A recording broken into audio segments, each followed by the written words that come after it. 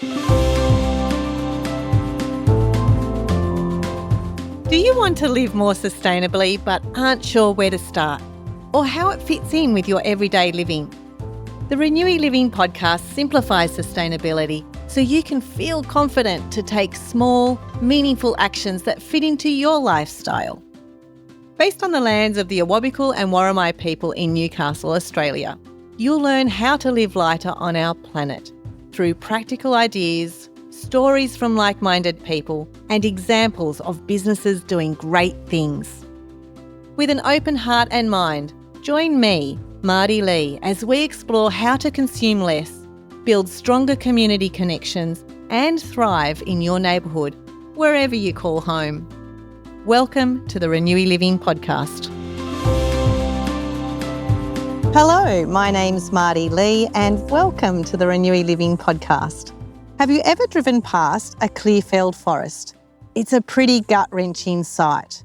Imagine standing in a place that was once dense bushland, full of birdsong, shade and life. And then, in a flash, it's gone. What's lost isn't just trees, but the wildlife and the land that depended on them. In this episode, I'd love you to meet James Felton-Taylor and Annabelle, who both run Australian Sustainable Timbers in Dungog, New South Wales. As native forest managers and timber processors, they're passionate about showing there's a better way to work with the bush by rethinking forestry and timber production. This conversation is a great reminder that when you lead with intention and work with the natural life cycle of the trees, timber production and environmental care don't have to be at odds. They can grow together in a way that respects both people and the planet. G'day, James and Annabelle. Hi, Marty. Hi, Marty. Thanks for having us along. You're very welcome. What I really love about our chat today is that we're sitting here at a table in the Dungog Commons. Tell us about the Dungog Commons and what's surrounding us at the moment. It's an unusual resource for a town to have a beautiful, large area of bushland at their fingertips, and we've had a remarkable bicycle tracks put through the common with flow tracks and all sorts of things. The common is a fantastic space for town. It's a space that we all come together to share, and that's illustrated by the number of different users that we have in the park.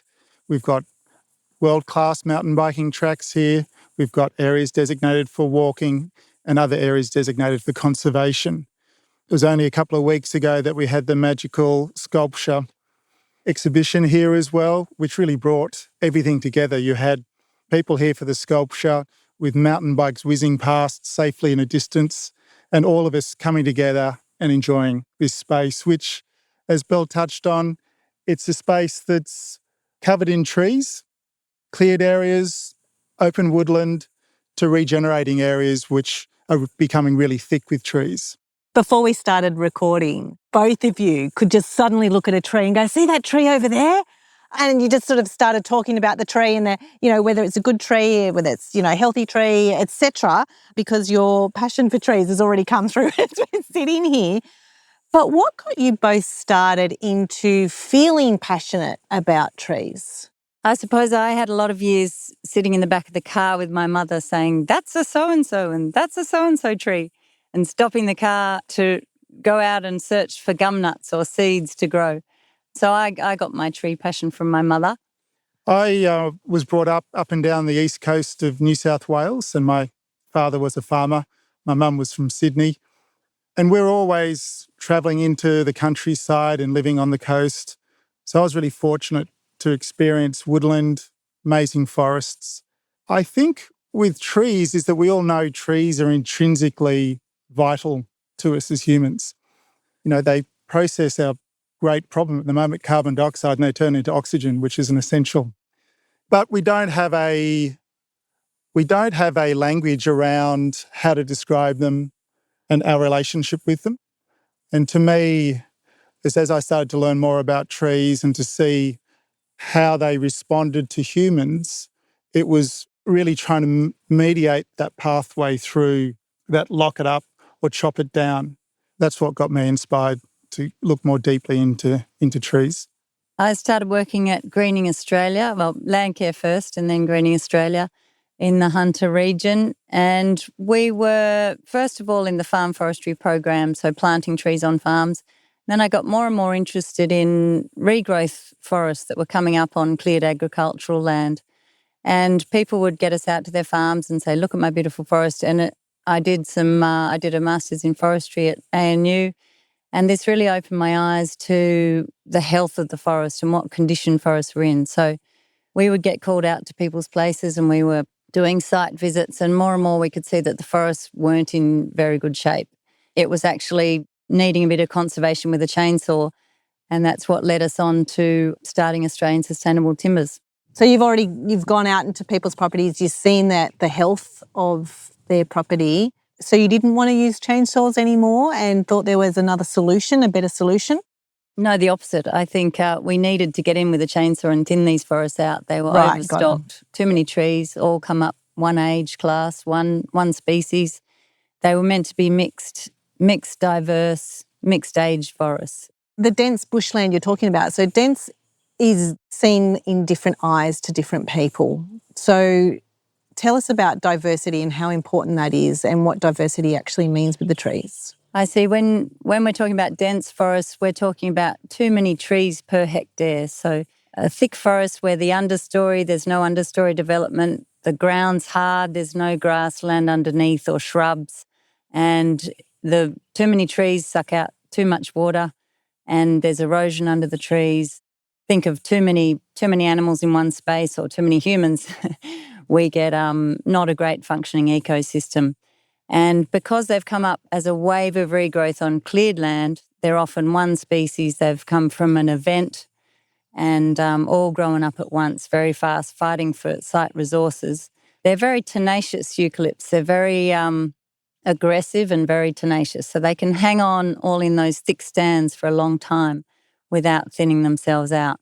So when we were looking at people's farms, they would just see the forest or the bush, as they often called it, and they didn't have there was no relationship with it. They were cow growers, cow cockies. They were really good at grazing and machinery operation, yet the patch of forest was really just an afterthought. They might send the cattle up there in a drought. They'll go up there to get fence posts and some building material. They might let the local sawmiller in once every 15 to 20 years. So there's no real love or no deep understanding of the forest and a connection to it and what the forests needed to function. And that goes to that point, it was what Belle was talking about, where they come up too thick. And it's how do we thin them in an ecologically sensitive manner that actually stimulates both the ecological values and the commercial values for us as wanting to gain some timber from them off into the future. But the really crucial point there is that the forests actually tell us what trees need to come out, not us as marketers or as timber users dictating what needs to come out of the forest. That's really one of the crucial differences. These regrowth forests, they've grown up, they're too thick, there's too much inter-tree competition, and we can actually help them and help them a lot if we do it really sensitively and in touch with what actually is needed. In some areas, as Belle said, where there's just one species that dominates, you've got to try and get that diversity in there. So how do you do that? We can use enrichment plantings, but often nature, given half an opportunity, will actually do it for us. Because particularly with eucalypts, they are a very aggressive species. Their seed can travel quite a long way on wind, and it's really just about getting in there and giving them the opportunity. Each year, the seed falling at the right time onto bare ground with the right amount of moisture, you get these big waves of regeneration, and they can be super thick and need thinning.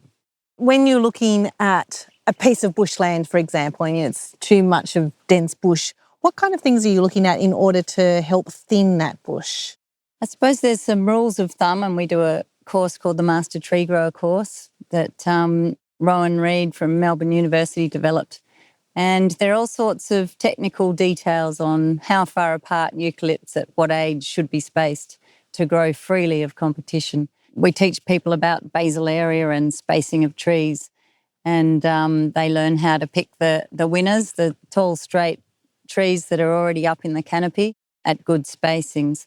So I suppose regrowth management is fairly straightforward, thick regrowth stands, but we also have to consider that a lot of private land has older forest that's just been picked over year after year. And as James said, we let the sawmillers in. There's no real culture of forestry in Australia. Like in Europe, they have tended their forests for hundreds of years. Families have tended their forests. We don't have that culture of forestry. It's just the trees up the back paddock. And year after year or decade after decade, the forests have been picked over for those best trees, those straightest, best species, the big straight tallowood that'll yield the best. Sawmillers would be outraged if you brought home bendy substandard trees that are not the best species. So they've been creamed, if you like, of the best trees and the best species, and they've lost their vigour and their vibrance over time. And that's where we have to change that around and take out the bendy and the damaged and the suppressed trees and leave those beautiful, vigorous trees to grow on.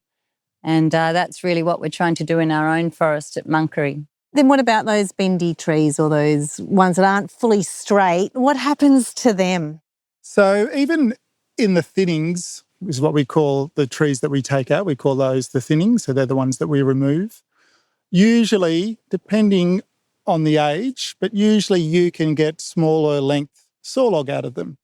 So in the old days, the logs that turned up at the sawmill would be whatever they could put on the back of a truck. So it might be 12, 13, 16 metres long. And the guy in the morning would wander down with the cutting list for the day and go, okay, well, I cut this 16-metre log into 4 mill logs at 4 metres long. Whereas it works the other way for us. The trees that we take out, because they're bent, the tree dictates, so we might get a 2.4, then a 3.3, and that's actually how long our mill logs will be. So once again, it's the forest dictating what we end up with as a timber producer. We're very fortunate here on the mid-north coast of New South Wales that our timber species are some of the best in the world. They're amazingly durable. They're amazingly beautiful. So we're not trying to compete with pine, which is a really cheap product, because all of our timbers are that really highly sought after, incredibly durable Class 1 timbers that can be used in decking, in cladding and in flooring because they're dense, they're a lot more resistant to weathering. So we end up with beautiful timber and we're actually doing a really positive regeneration style process in the forest. What's been the challenge of processing the timber as the timber sees fit, like with those lengths that are not same lengths?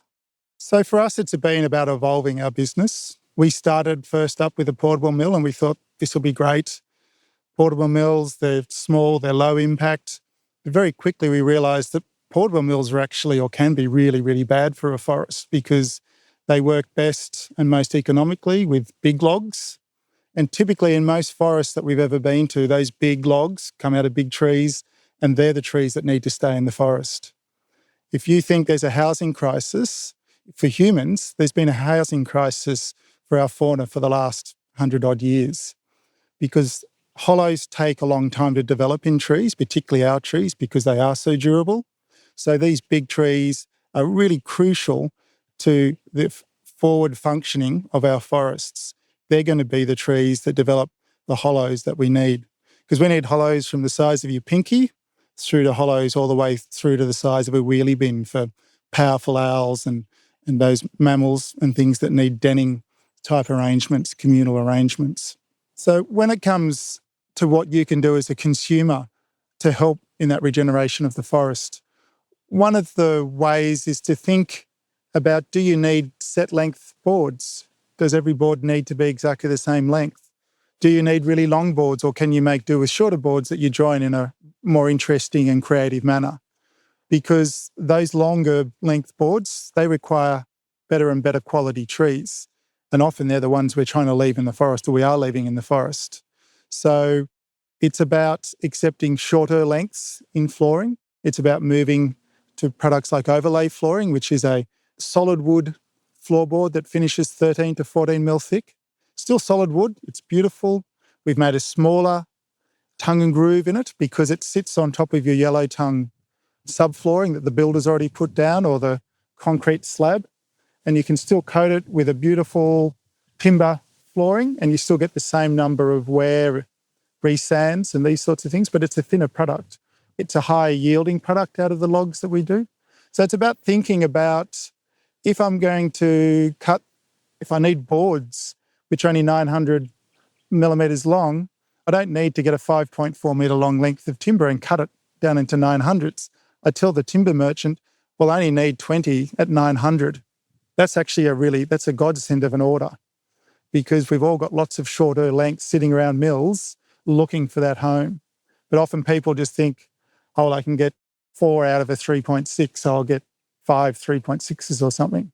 So it's about thinking about what you need, how you can be creative with using what actually the forest wants to yield. I love that. And it's also, I would imagine, finding a builder who is wanting to work with those dimensions, and how important that would be as well, because even though we might say, yes, this is what we want, it is going to be a bit of a game changer for some builders as well. What kind of difference have you noticed in terms of that biodiversity or the increase or happiness of fauna since managing your forests more sustainably? One of the things that we really notice, and we've been managing our own forest now for close on 20 years, and when we first moved there, when you walked across the ground, you could see the soil. There were Lomandra species every metre or so, and then just bare soil. One of our driving focuses has been to get soil coverage, because every time we have these really intense rain events, it would just wash soil and whatever leaf litter was there down into the gullies. We're getting gully erosion. So one of our primary focuses has been getting soil coverage. And now we're at that point. And the minute you get soil coverage, which comes up to about your second knuckle, you suddenly just see this explosion in life. Your vines start coming back, your glycines, your pratias. And then you'll see that you don't really notice the fungi until you notice that all those burrowing animals have suddenly moved in and they're digging things up. And there's these beautiful little hollows all through the landscape. And when you look at those little hollows, you go, well, that's almost like the perfect niche for a seed to germinate, because they've dug a little hollow. There's bare soil there now. It's a perfect little environment to capture water and moisture and to tender to that seed to germinate into whatever it is that it needs to be it a tree or a shrub or a grass. So that's the sort of cycle, and they're the sort of time frames that we're talking. Nothing happens in forestry quickly, and it's one of the biggest factors that work both for us and against us, is the fact that the decisions we make now are written into the landscape for decades to centuries, and it takes so long to unwrite them. They always say, the best time to plant a tree was like 20 years ago. So you've done that with your business. But I want to go back to the tree, because I always think that the tree, when you've got roots, the roots is holding the soil together, therefore the land together, and not creating as much erosion. But of course, now that you've explained it, that you need to create soil for a healthier habitat for the whole tree area, how do you create the soil? It takes centuries. I'm not a soil scientist, but you can't create the mineral soil, but what you can create is the humus layer on top. And that's what James is alluding to, that litter layer on top. When you have too many trees all sucking out the site resources and that bare ground and annual burning, you lose that leaf litter and that humus. So what we're really creating is that mulch on top, I suppose. And that's where you get your burrowing, your wallabies and your bandicoots all using that layer. When we harvest our trees, we cut their heads. So we leave the leaves and the branches in the forest, because once again, we're trying to return as much nutrient into that system as possible. And we sort of cut the tree heads down so that they lie on the ground as close as possible. So it usually ends up being around about knee high. And as they're saying, those little vines and start crawling up in amongst the tree heads. And it's the observation, what we've observed over time is that wherever we've done this through the landscape, don't know what it is that does it, whether it's the protection that it affords the little animals, particularly the bandicoots, or whether it's the combination of the bandicoots, getting protection and the fact that we built up that humus layer, that mulch layer across the surface, and the fungi is really responding to that now. And so those two things are coming together. But we see an explosion in the amount of diggings in that top layer. So we're thinning out the forest, we're leaving the best trees to grow out into the future. We're taking out some of that competition because those trees that we're removing, they're all competing for moisture. They're competing for nutrient in these pretty nutrient deficient soils. And now we're trying to get that cycling happening at that mulch layer. I suppose nature just rolls the dice. It doesn't have a plan. We all think, oh, Mother Nature knows what to do. Essentially, nature rolls the dice, and environmental conditions with a disturbance event, you may get a whole lot of wattles. You may get a native vine called cissus that comes and smothers all the plants in the wet forest, and you don't get any regrowth at all. You get vine deserts. That's a native vine, but nature just rolls the dice, and you might get bellbirds that come in and kill a section of forest. But nature works on big scales, so those small disturbances are natural in a sense, but humans have messed around with the structure of the forest, so they're getting out of control. Say bell miner dieback or native vine invasion. It's really just nature rolling the dice. It's such a dynamic environment that you work in. Like as you said, when you clear fell, it is definitely mankind just going, well, we're in control, we're going to just knock down everything. But you've got a very gentle approach that does take a long time. Yeah, we are trying to create a magnificent forest. I hope our children will appreciate it because the timeframes are very lengthy. And I remember in our 20s, 30s, sitting down saying, we're going to have a magnificent forest. And it's starting to show because we've left those vigorous trees. But those small patchy disturbance events that we use, how we harvest our timber, once you're in a good functioning ecosystem, those small patchy disturbance events are mimicking nature and mimicking a natural tree fall or mimicking a natural small fire event or a pathogen attack or bell miner dieback. What we're doing is mimicking those natural disturbance events. You have to spread out your disturbance in space and time across the forest. So we're not doing everything at once. We're not doing it all together next to each other.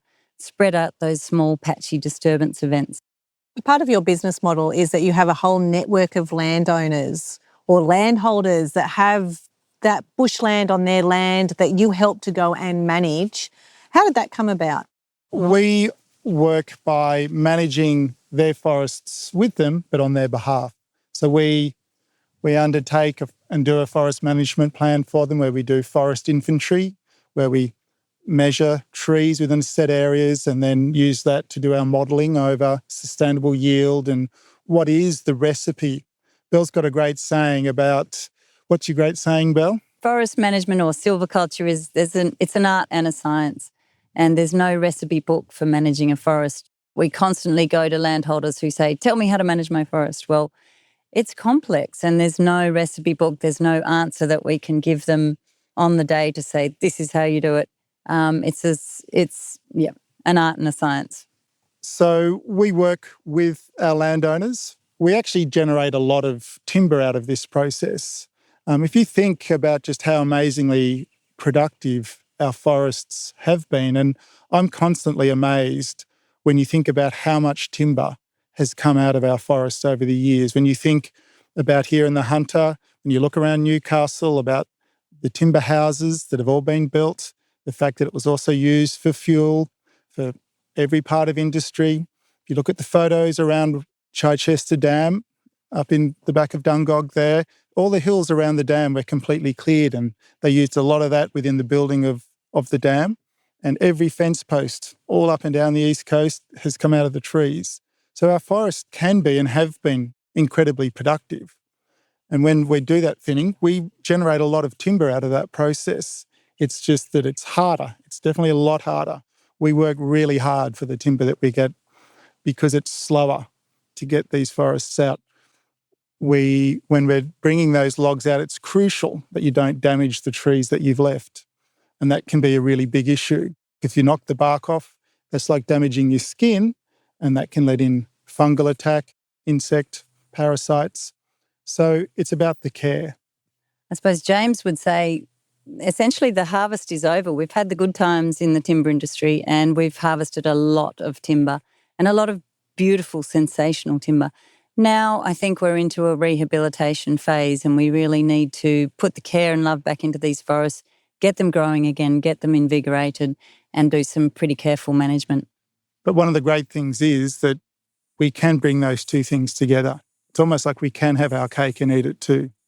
It just takes care and that desire to achieve. And I suppose that's where the forest industry, the forestry wars in Australia have been disappointing in that we've got an entrenched approach. We've got the lock it up camp or the chop it all down camp, and there's no middle ground. There's been no middle ground, and this is why we have such conflicting forestry wars in Australia. And I suppose the lock it up approach now can be benign neglect. Put a fence around it and the forest will know what to do.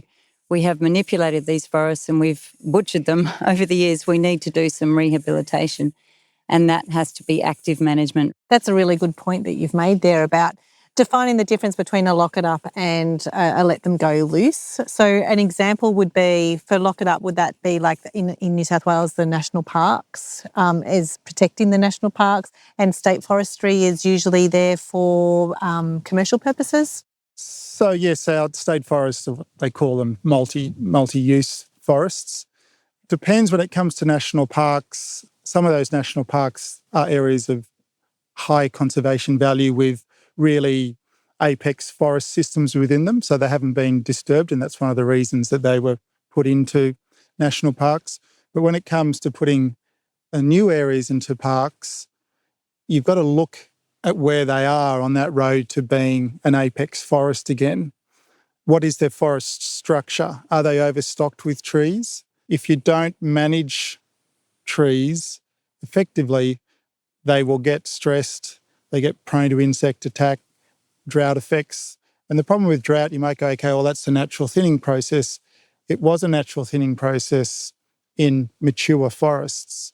These aren't mature forests, they're young regrowth forests which are overstocked, and the pathway in which how we want them to develop into the future is really crucial, particularly when you think that over 150 of our animal species need hollows, and we need those hollows, as we discussed earlier, from small through to large.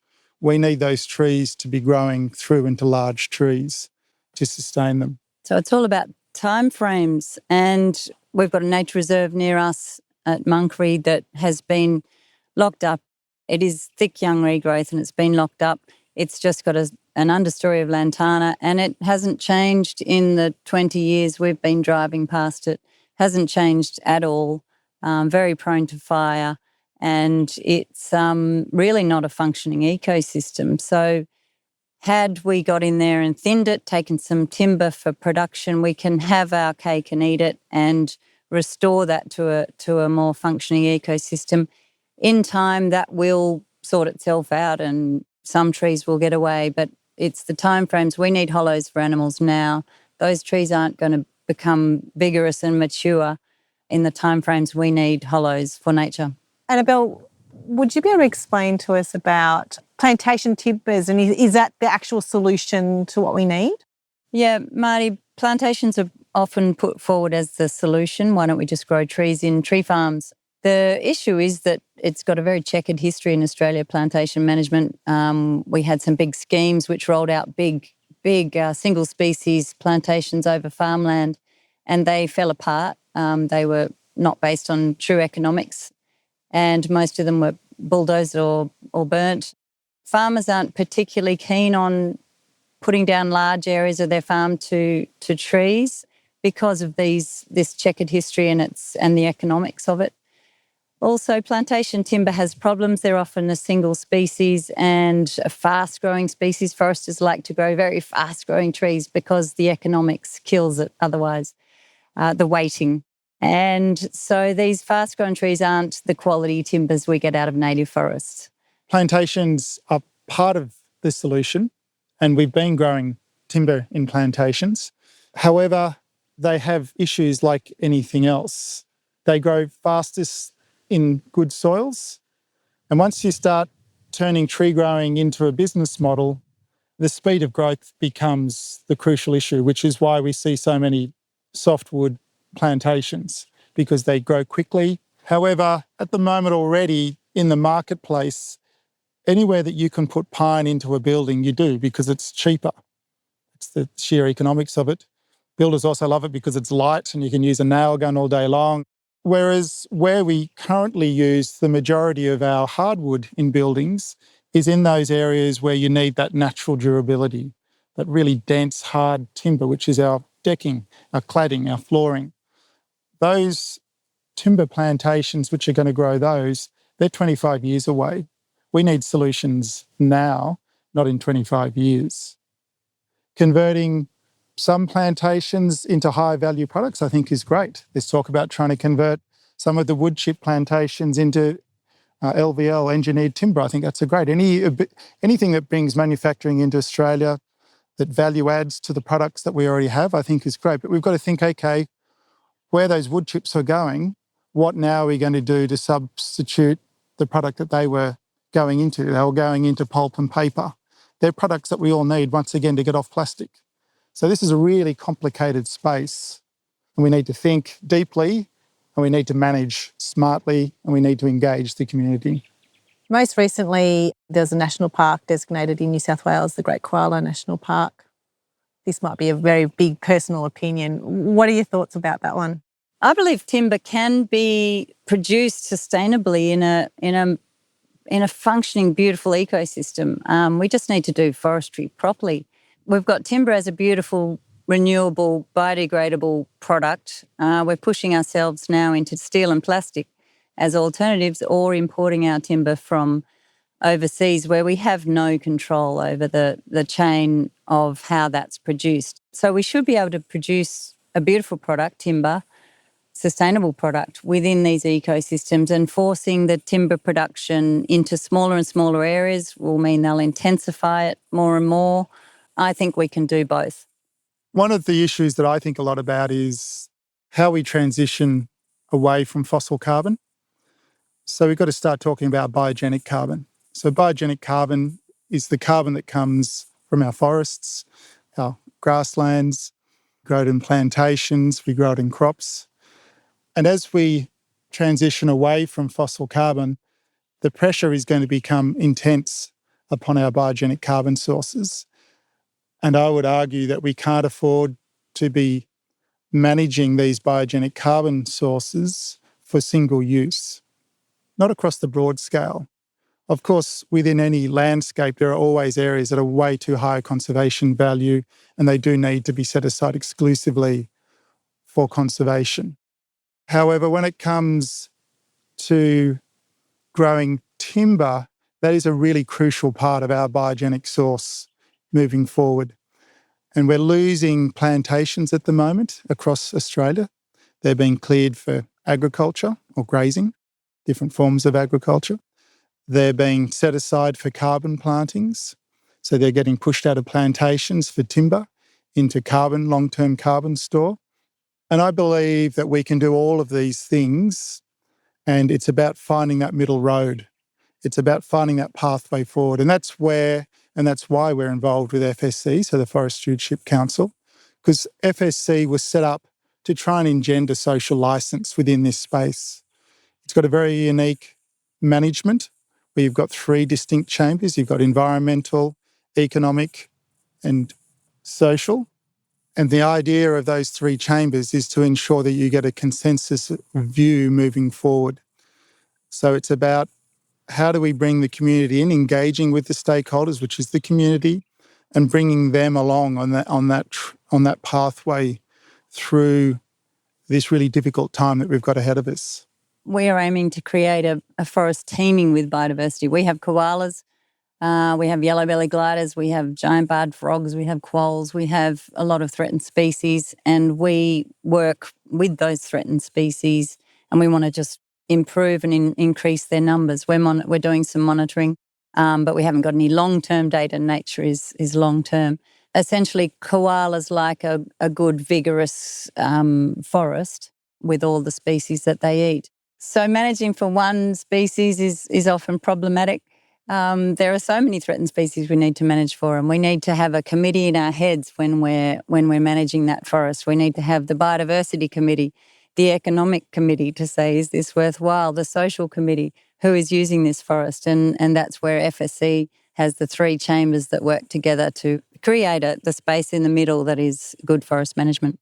I feel like what's come out of this conversation is there can be very much a lot blacks and whites, and that's not the essential. Like the essential is the grey. So let's rephrase that, and instead of having dark green and light green, let's have like the varying shades of green to make it work. Variegation. And variegation. That's right, variegations, which is very tree focused, isn't it? And that's really important with everything. And this is even with having the podcast. I would like listeners to see that living sustainably doesn't have to be black and white and should never be black and white. And I think that this story and this conversation has highlighted that you can't be black and white in a world going forward.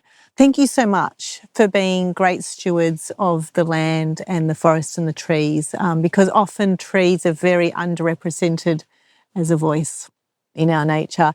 And also, as you said, the social and the economic and the environmental aspects of trees is of high value. So thank you so much for that. Where do you see the future of trees as a resource? I think we've got to be really smart about how we navigate the different crises that we find ourselves in. I really understand that urge to lock things up. However, when we start thinking in the bigger picture about how we're actually going to achieve what it is that we want to achieve, it is a really, really big issue. And we've got to learn to manage things a lot better, and we've got to learn to engage the community a lot better and bring them with us on this journey and this challenge that we're facing, because timber is going to become a gourmet product very, very quickly. Already recycled timber is a gourmet product that only the more wealthy clients can afford. And as we keep locking up forests, those products, those timbers that we can't get easily out of plantations, which are your beautiful deck timber, your cladding timber, because of its durability, it's slower growing. We don't have them currently growing very much in plantations. They take 25 years to get there. And if we don't have them planted 20 years ago, they're 25 years away.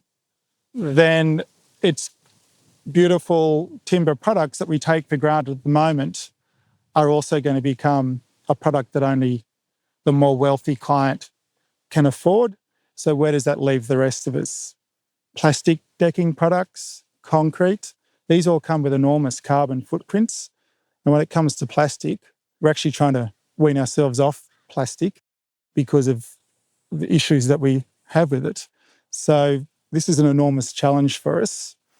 And processes like FSC can help navigate that because of their stakeholder engagement and that three-chamber model. And it's about us as consumers getting out there and actually demanding a better quality product through your purchasing power. I was going to ask you what your one tip would be, but I think you've just clearly said what your one tip would be. Annabelle, do you have one tip for everybody?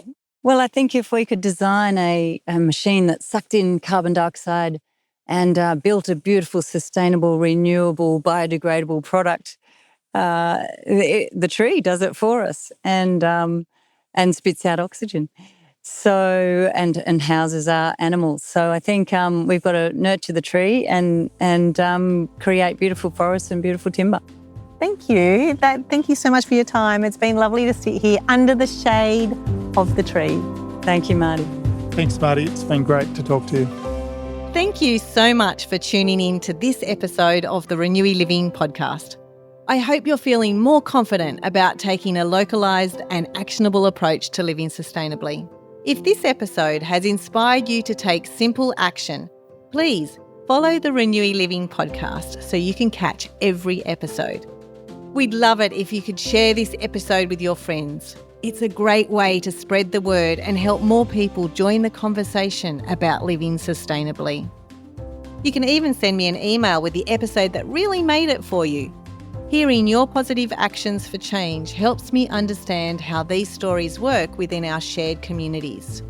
Head over to my website, renewyliving.com.au, for the show notes and blog posts from this episode.